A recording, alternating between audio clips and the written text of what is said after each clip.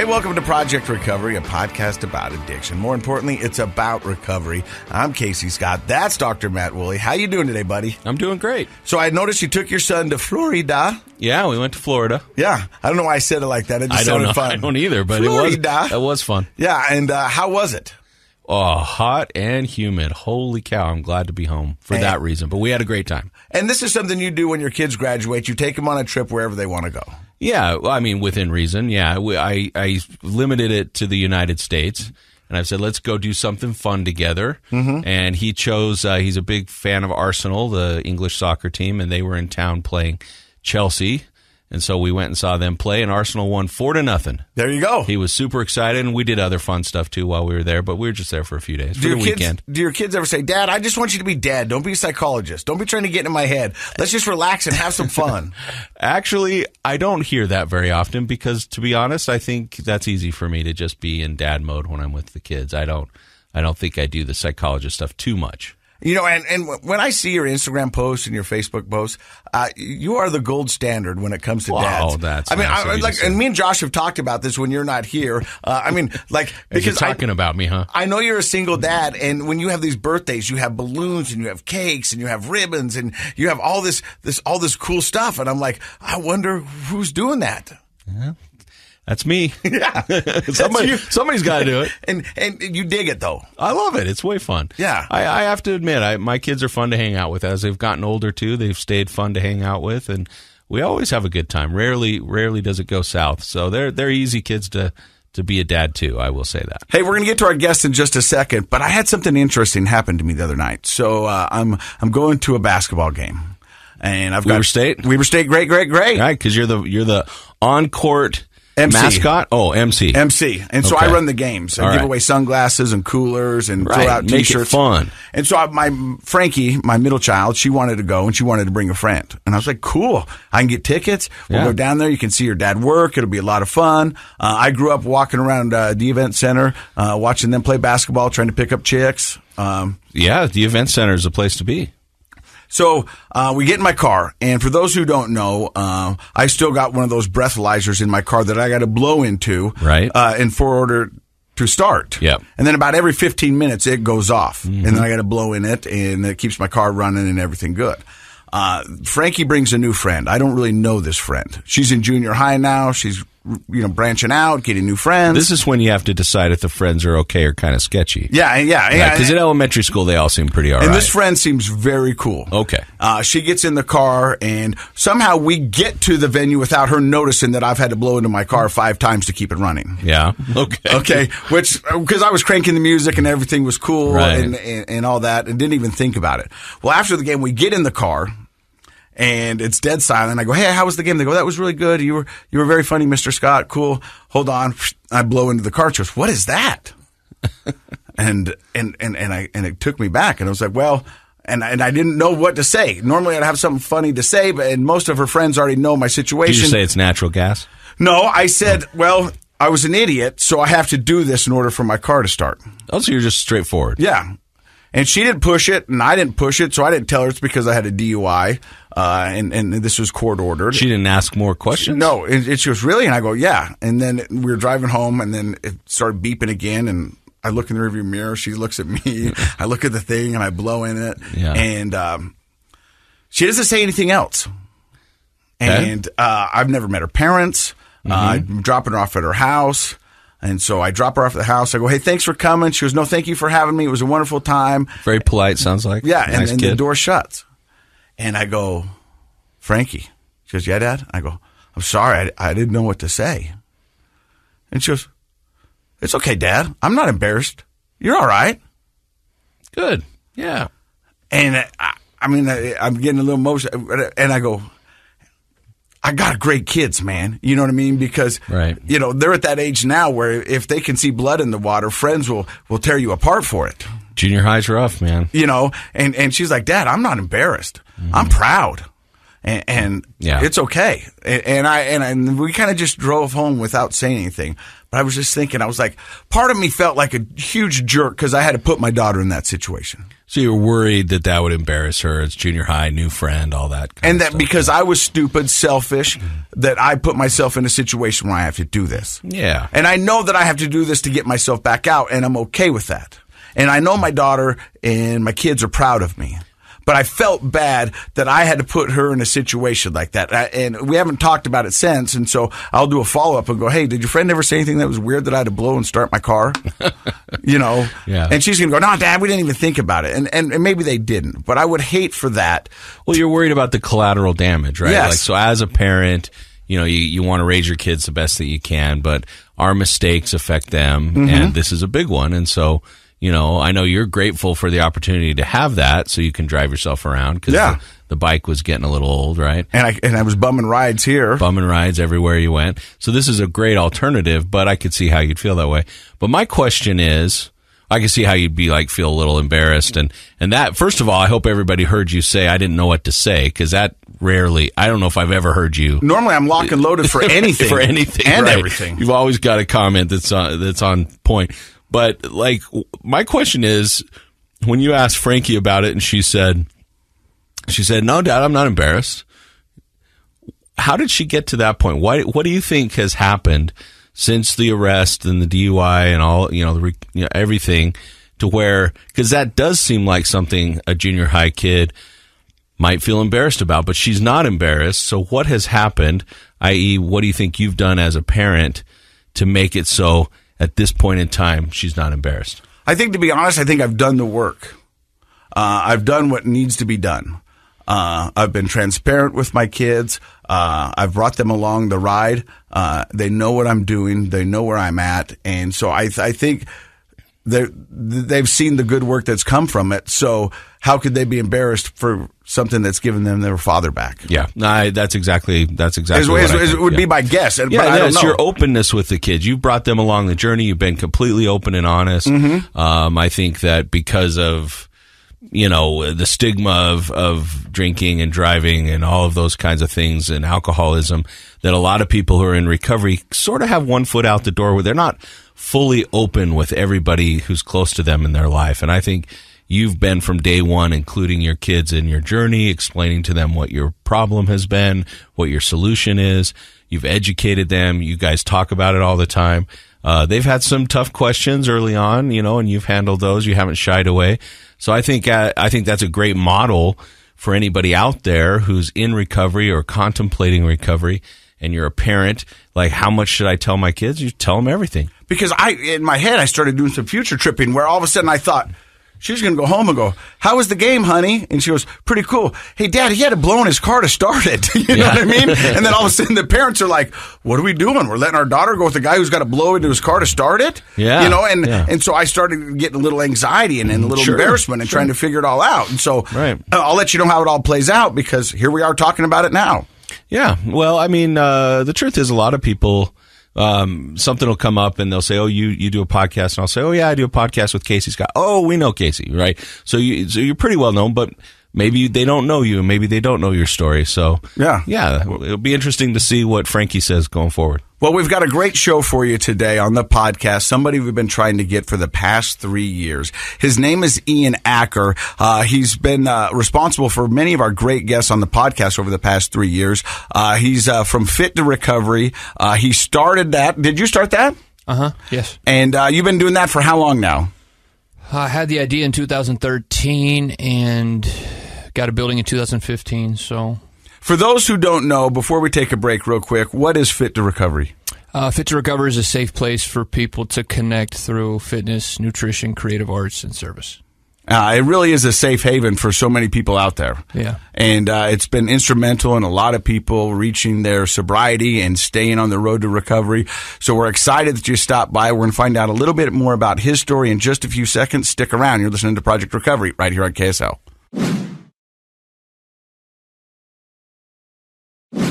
Hey, welcome back to Project Recovery. I'm Casey Scott. That is Dr. Matt Woolley. He's a clinical psychologist. And our guest today is Ian Acker, the founder of Fit to Recovery. And I would say the gold standard when it comes to recovery and working out in the state of Utah. How did you come up with this idea for Fit to Recovery? Well, first of all, thanks for having me on. It's cool to be around two people. Casey, I've known you for a few years now, and I've followed your journey and I've followed your story, and I'm just proud of where you're at today. Well, that means the world to me. Thank you. So it started, there's a place called Phoenix Multisport, and I always want to give them a little bit of credit because it's part of my story. They're a CrossFit gym in Denver that has now gone national, and I was in treatment, and my mom sent me an article about Phoenix Multisport. And me being ambitious, and we were talking off camera of like the first 3 months, you think you can do everything all at once, and I wanted to do everything all at once, so I went out to Phoenix, and I said, I want to bring one of these chapters back to Salt Lake. And they said, cool, but that's too much of a liability, like, you only have a few months sober, we don't trust, like, ultimately we don't trust you with the brand, which I was resentful at first, but I understand why now. So I was like, okay, I'm just going to go back to Salt Lake City and I'm going to try to do it myself. And in that time, I thought about the things that were really important to me in my sobriety. And that was service. That was being there for other people. That was reaching out to other people. That was, I volunteered at a food bank for a year straight. That was creative arts. Believe it or not, like a lot of my using revolved around hip hop and writing, and that obsessive brain. I would stay in my parents' basement for 12 hours a day just writing and finding my voice behind a microphone, even though it wasn't authentic. It was something that my body changed when the right song came on at the right time, and I could lay down the right lyrics. So creative arts is the second pillar. The third pillar is nutrition. When I eat healthy, I feel better. Having a relationship with food rather than a diet, and really building esteemable acts like cooking, doing things for myself, picking different things from the garden and then preparing them, then eating them. It feels more esteemable, and that's how you build confidence. And then the last one was fitness. I was training people in recovery at my treatment center, and after we got done training, I saw that authentic connection. So it just arrived around those four things that seemed vital in my early recovery. So we heard about Fit to Recovery. Let's hear a little bit about your story. Off mic, I asked you where you're from. You said Ohio. That's what brought you to Utah, and you said treatment. So how did you go from Ohio to Utah? So Ohio, two sisters, wonderful, wonderful humans, very supportive family. Dad has his PhD. Mom is helped the homeless in Ohio, so she was a grant writer. And my childhood, like, I thought it was perfect, but I'm learning more and more. The more I go to therapy, the more that I understand addiction. It's a family disease. And, at an early age, I never felt good enough. I didn't learn the way other people learned. I didn't, when I was in class, I always felt alone. I was in special education in 6th grade, which taught me two things. That the biggest two things that it taught me was everybody's equal, but it also taught me that there's something wrong with me. I was in therapy at 10. At 15, my friend, he passed away in front of us, and he drowned, and something in my body shifted from that day, and after that, my solution became drugs and alcohol, mixed with not feeling good enough, not feeling a part of. So at 15, I'm just doing all the things. I'm making grades like a 2.4 or, less than that, and I'm just surviving. Fast forward, I go to school in Springfield, Ohio. Is this college or college? Yeah. And in college, I got a scholarship to play soccer. So that's one thing that really kept me above water, even if it was just a little bit. Graduated. And then I thought that I didn't know much about addiction. I graduated, and instead of going to find a job, I said, it's the people, it's not me. I'm going to move to Hawaii. I'm going to find a beautiful place and figure this out, because it's not me. So you did something that a lot of addicts do.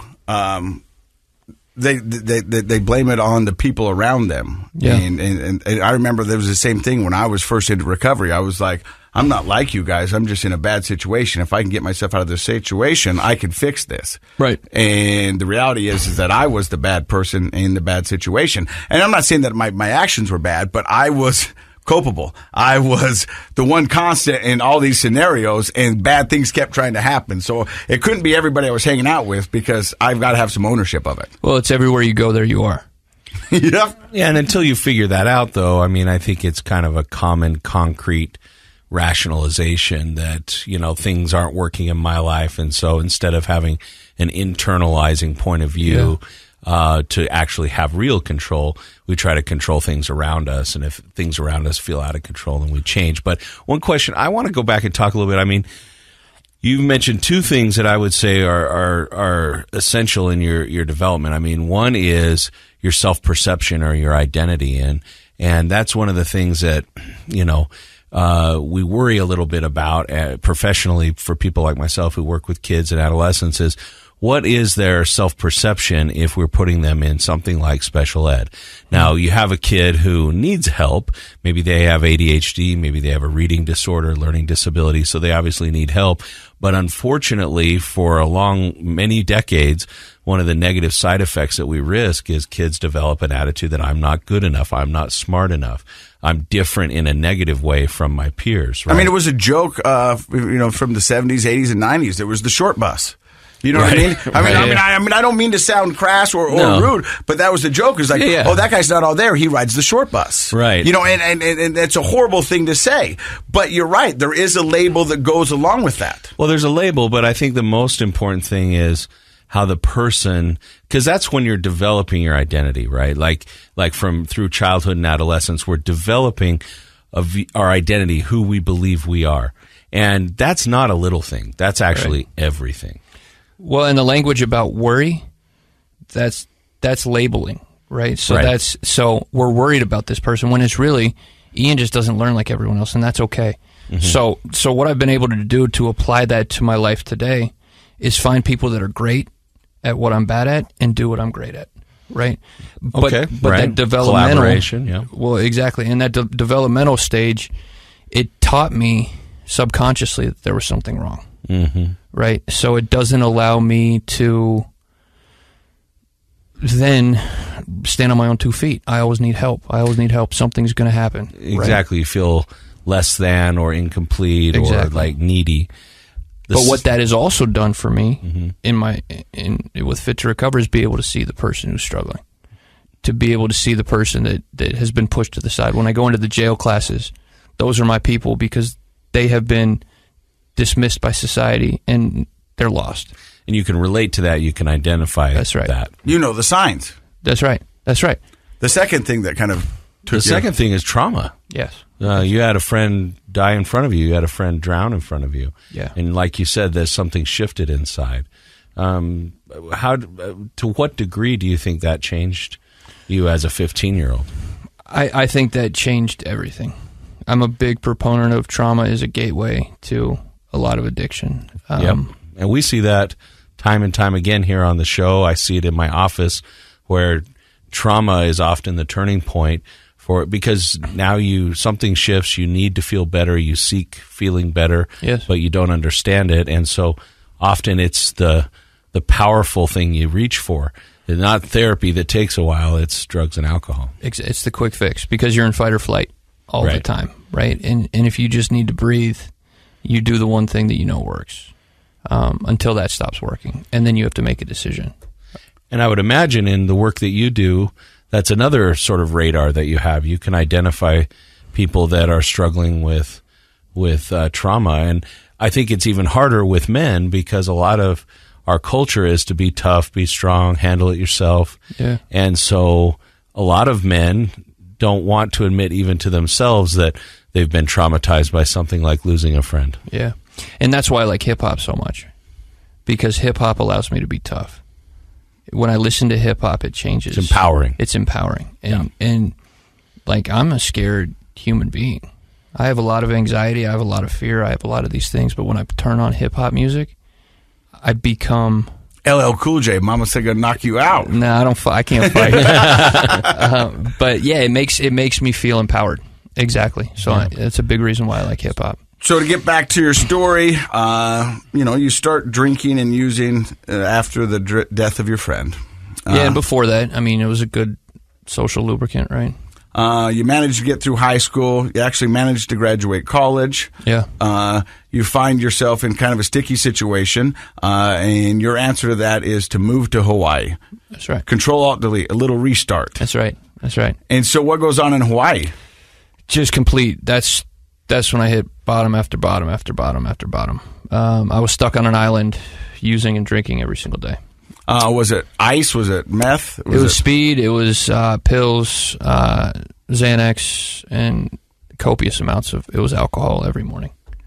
Every morning, my day looked like I was painting houses, and we would wake up and we drink 240s every single morning, and then we get a 6-pack, do some speed, and then we would end our day with a 12-pack and 2 Xanax bars. So that was every single day.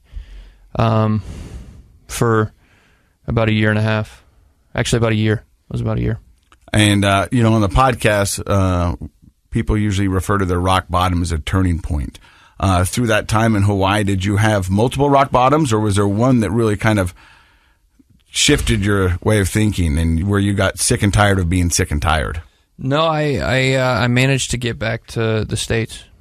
I called my mom, and I managed to get back, and I was supposed to take care of my grandma, who I loved, and I couldn't sit with her long enough until running to the store to get a 12-pack. That's when I knew something was wrong. That still wasn't my aha moment. I went to treatment.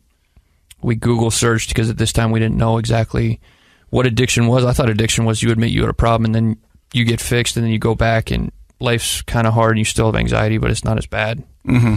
And then I got out, and I had terrible anxiety, and I had the obsessive brain, and I had terrible depression, so I just drank again. And did you ask for treatment? I did. You did. So you're there trying to take care of grandma. It's not clicking, and you actually asked, I need some help. But you had a skewed view, but maybe a normal view for the average person of what addiction treatment looks like. I thought I just had to admit it. Right. And then I go, and it's uncomfortable, and like learning to deal with alcohol, like sugar, right? Like I cannot eat sugar for a week. I think about it, but it doesn't ruin my day. But this anxiety, it's how I coped with every single racing thought, how I coped with getting out of bed, how I found purpose, how I found stimulation, how I found excitement. And that's the other thing besides trauma, maybe even more common is anxiety is a gateway to a lot of early alcohol and marijuana use. And you even used the term when he was asking you about it when you were 15, you're like, well, it's a good social lubricant. Yeah. And that term tells me that from a young age, you felt uncomfortable socially until you drank. Yeah. Well, and I was always good with people, like socially, like I was good. It was the anxiety that I felt just all the time. It was just generalized anxiety. Okay, just kind of that general tension but like, all the time. I love to chop it up with people, and like connection is something that's super important to me. But yeah, I mean, just that generalized anxiety of just fear of not, like, no reason. So when you get out of your first rehab, yeah, and you said that's when the anxiety really took control. Again, yeah. But was it more or less? It was more because I didn't have anything to combat it. Yeah, that's right. And I thought that if I go to treatment, then they give me and I was always looking for a pill that they would give me that would fix me, because that's what I learned when I was 10 is go to the therapist. They'll give you this pill and you'll be able to manage your life. They didn't give me that, and I just go out in the streets and I'm like, this is too difficult. I can't do this. So where do you go from there? You start drinking again? Yeah, I start drinking. And then I go back to treatment, and then I get out and I start drinking again, and then I go back to treatment. And the next time that I go out, I'm like, okay, they've taught me the 12 steps. They've taught me AA. I'm going to try that, and I'm going to try and find some like natural remedies. And that was kratom and bath salts. and I thought they were legal, so like it wasn't bad. And I called my mom. I went to the bodega, and I was like, Mom, I found this stuff called Kratom. It's really inspiring, and it's really helpful, and like my anxiety it's really helping. Fast forward 3 weeks, the same thing, right? I'm looking for an external solution when it has to be internal. So they send me to jail. I get locked up again. This is like the 8th time I've been in jail, and this was my turning point. I go to jail. They come to my house and they arrest me. And at this time, I'm so used to going to jail that I know how to dress. So I'm in my long sleeve and my sweatpants. And I get into the holding cell, and there's this gentleman, really nice belt buckle, really nice, sunglasses, fitted suit. And I'm like, why are you in here? And he said, these police officers are just taking advantage of me, and I shouldn't be in here. And I'm like, well, were you driving? And he said, yeah. And I said, well, were you drinking? And he's like, not much. And I was like, well, what'd you blow? And he was like, a .24. Ooh. And I said, buddy, that's why you're in jail. And I said, I've been blaming everyone else for my anxiety, for my depression, for my obsessive thinking, for my fear, for the trauma. And I made a decision in that jail cell to take responsibility for my life.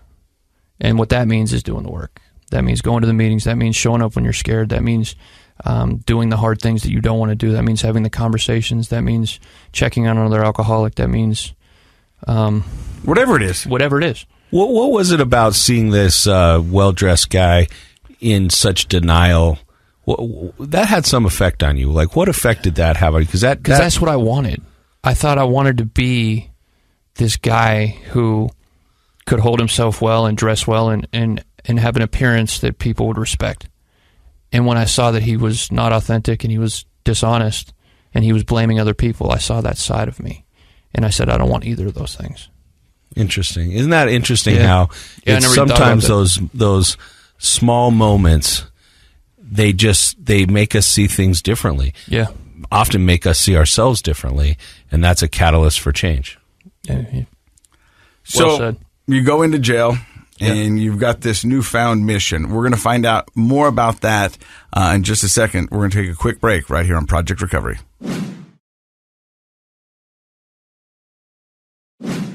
All right, welcome back to Project Recovery. I'm Casey Scott. That's Dr. Matt Woolley. Our guest today is Ian Acker from Fit to Recover. I finally got it right. Excellent. Good job. Hey, thank you. So you've got this newfound belief in yourself. You know who you want to be, who you don't want to be, and you go into jail. How long are you in jail for this time? I get released in 48 hours. Then the ironic thing, this is the craziest part, is one of my drugs of choice was Adderall. And the treatment center that I just got out of sent me a new script of Adderall for who knows why. So I had a full bottle of Adderall when I got out, and I didn't touch it. Really? So, or maybe I took a few. I don't remember. But like I didn't abuse it, and I threw it away. Is kind of how the story goes. Yeah. And so, do you go back into a treatment center at that point, or do you go, "Hey, look, I've got this"? No. I go back. So I went to jail when I was on pass. For those of you who don't know, pass is when you kind of been doing good in recovery and you get a chance to go with your family or someone to lunch or to go do something. Jail's not usually the place they want you to go. No, you don't. Right? Yeah, so I snuck into my ex-girlfriend's house. I crawled through her doggy door and I found her in bed with somebody else. So that's ouch. Yeah, that one hurt. That one hurt. But she's a good woman, and like she was the one that said, "Ian, I love you enough to let you go," and I didn't understand what that meant until I did. So that's when I went to jail, and then that's when I went back to that treatment center, and I finished out, and that's when I started my recovery path because I could finally hear what people were telling me because of that instance. I was going to say, it sounds like you really made a decision, a shift in how you saw yourself and the world. Yes. You know, I mean, it's crazy because you just said it. You could finally hear what people have been trying to tell you. I mean, there's a lot of times we've had people in here that have been to multiple rehabs and probably heard the same thing over and over because there is a lot of the same information that's in one treatment center to another treatment center and this. I mean, it is. Yeah. But it just depends on that person if they're willing to hear it. Like there's a lot of people who are like Ian and like myself who went in and weren't ready for the message. Right. That's right. You know, they were still blaming their situation, their work, whatever it might be, their trauma for their actions and why they're feeling this way. And then until you sit back, and we say it all the time in recovery, sometimes you got to sit in your own crap. And it's not going to be fun. It's not going to smell good, and it's probably going to be miserable. But you need to. Yeah. And that's a hard thing to do. You learn to own your behavior, take responsibility for your behavior. Responsibility, right? that's it. So you've been sober for how many days now? 9.5 years. Congratulations. Yeah. That's amazing. I mean, from a kid that was pulling his eyelashes and pulling his hair out, I've come a long way, man. I feel really grateful for where I'm at and how I've been able to maneuver with authenticity and ethics and do the next right thing and be a service. So, what is the biggest thing you see in the recovery world right now? If you could help one area, what would be that area? Because, I mean, you really see people from all over the state at Fit to Recover. Mm-hmm. And you're on the front lines. You are their best friends. You're their confidant. You're the person that they call, they look up to. What is the thing that you think we need to do better? I just think consistency is the biggest part, discipline. People need to be taught consistency and showing up no matter how you feel. And I think that comes from my conversation yesterday with the jail program that we work with. CATS, are you familiar with that? No. So CATS is it's a subsidized, or it's a program where if you want to get help from your substance misuse in jail, you can go into this program. And what happens is I go in there and I teach once a week, and we do workouts in the jail, and everyone's all excited. And then there's this drop off when they get out. They go back to the same environment. They go back to the same things. And then they never come and see us, and we scholarship them in for a month. So it's about teaching. For me, I think the biggest thing is teaching people that you show up no matter how you feel.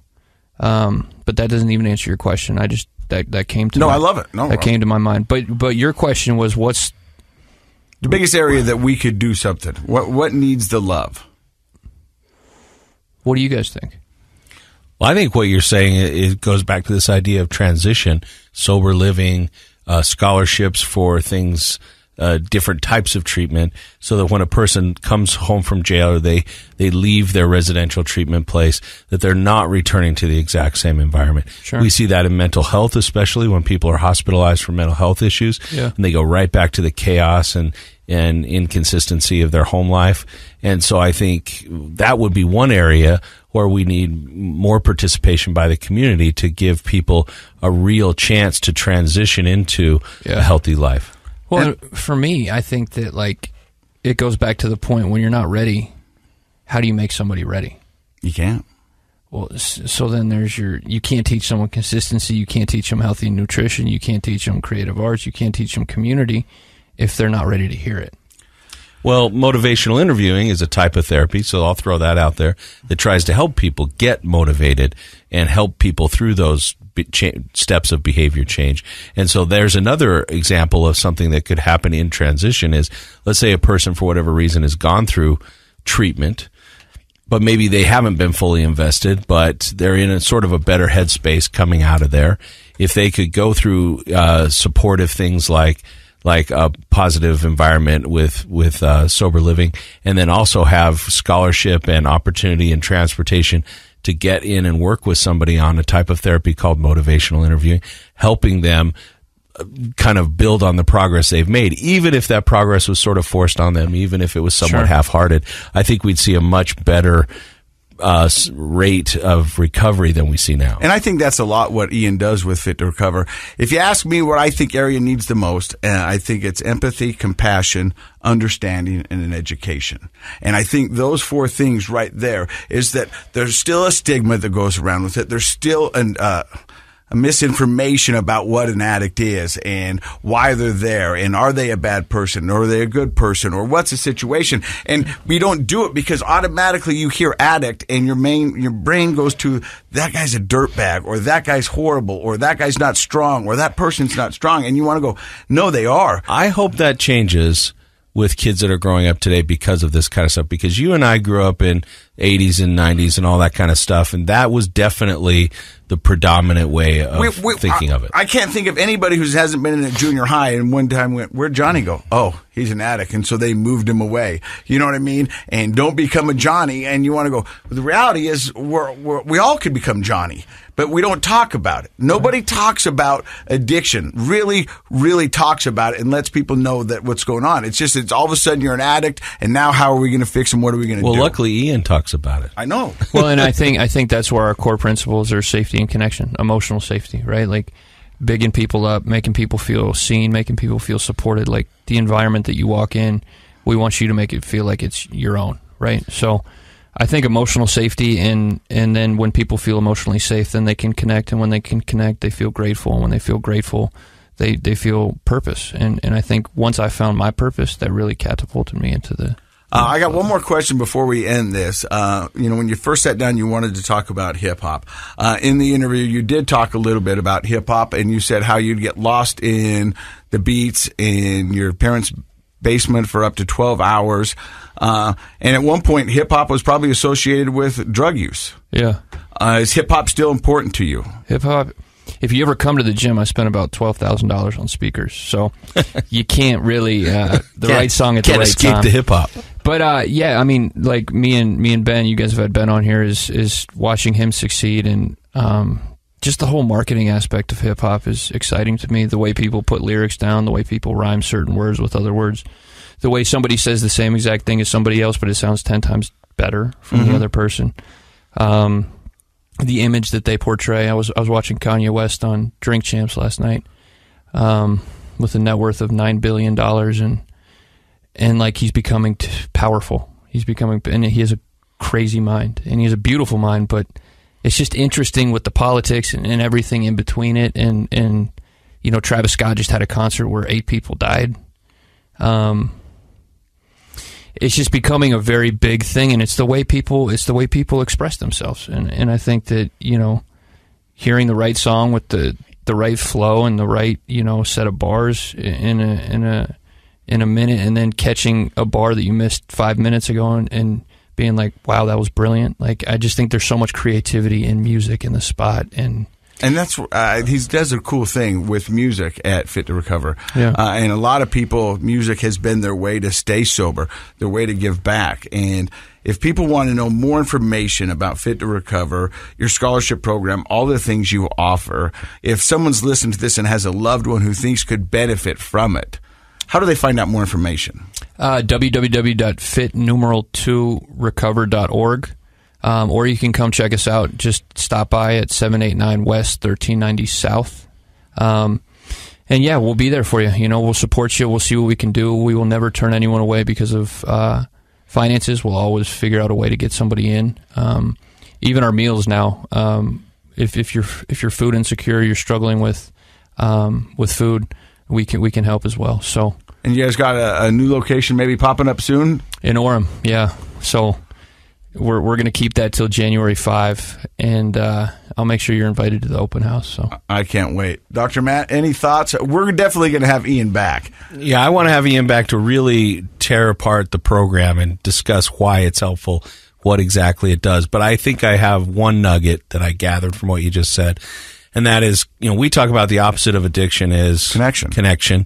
And you just mentioned the beat and the lyrics and how I believe that Carl Jung talked about the collective unconscious. We're getting out in psychoanalysis here for a second, but the idea is that human beings have this ability to connect with each other across time and space. And one of the main ways we can do that and do that is through the messages or the art that we share with people. So when a person writes a book 100 years ago and you read it and you connect with that idea, you and that person are connecting. Nowadays, we might do that much more often with things like lyrics because there's also the musical factor that affects us. And so connection really is a healing experience, and coming to a place where there are multiple ways to connect with others, like through the exercise or through the creative arts, the music, the hip hop, those sorts of things. I would highly recommend people take that opportunity because so many people feel home alone and alone in their addiction. and there's just almost nothing more healing than connecting. And you can connect with Kanye West and never meet the guy. Right. You can connect with artists and never meet them and still have a healing experience. My boy's wicked smart. And I think, and to that point, I could talk to you about this forever, but that message that we hear sometimes, because it's disguised in music, because it's disguised in fitness, because it's disguised in food, because it's disguised in helping somebody else, you might hear it differently. Right. So you're finding a different way to say something through these 4 avenues. Right. You have that avenue. When you hear it, though, it changes your life. That's right. And you get the message is good. Hey, thank you very much, Ian. We're going to have you back again, I promise you. We hope this is a brand new, fun, great relationship with Fit to Recover. Dr. Matt, always a pleasure with you. And as always, Project Recovery is what? It's one of those KSL podcasts. Right.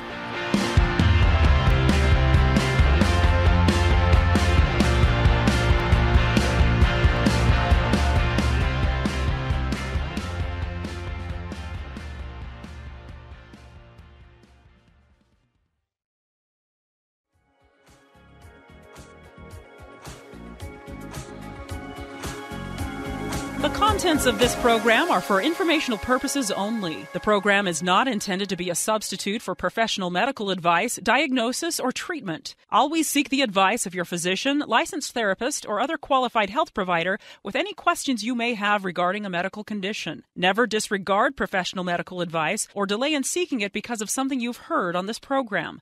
KSL does not recommend or endorse any specific tests, physicians, products, procedures, opinions, or other information that may be mentioned on the program. Reliance on any information provided on the program is solely at your own risk.